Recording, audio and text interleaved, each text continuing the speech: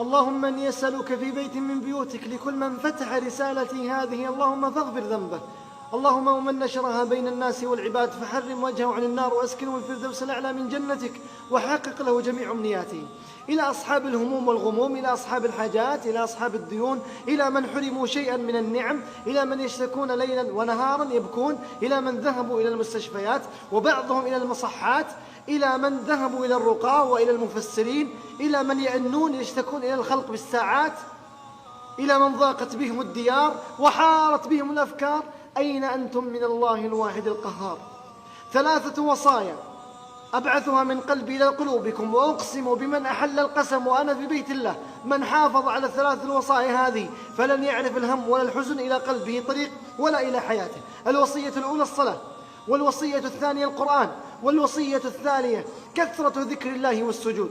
أما الصلاة فمن هجر الصلاة فقد هجرت السعادة حياته، ومن حافظ عليها حفظه الله، والله لا يعرف المصلي هما ولا غما. والوصية الثانية القرآن، إياك ثم إياك ثم إياك أن يمر عليك يوم دون أن تقرأ شيء من القرآن، وبالأخص البقرة. وأقسم بالله من حافظ على البقرة يوميا فلن تعرف التعاسة إلى قلبه طريق، وسيأتيه الخير من كل مكان، حتى في سيارتك وبيتك لا تترك البقرة خاصة بهذا الزمن.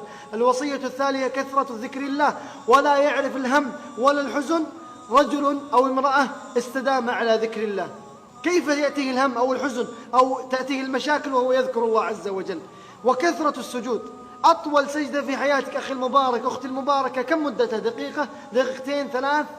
متى سجدنا لله ساعة؟ متى سجدنا لله ساعتين؟ اعلم أنه ما وقع بلاء إلا بذنب، ولا رفع إلا بتوبة. فهيا بنا إلى توبة صادقة مع الصلاة ومع القرآن ومع كثرة ذكر الله ومع كثرة السجود وإطالة السجود، ليفرج الهم وينفس الكرب ويأتي الخير من كل مكان. اللهم من نشر رسالتي هذه فأسعده وحقق أمنياته.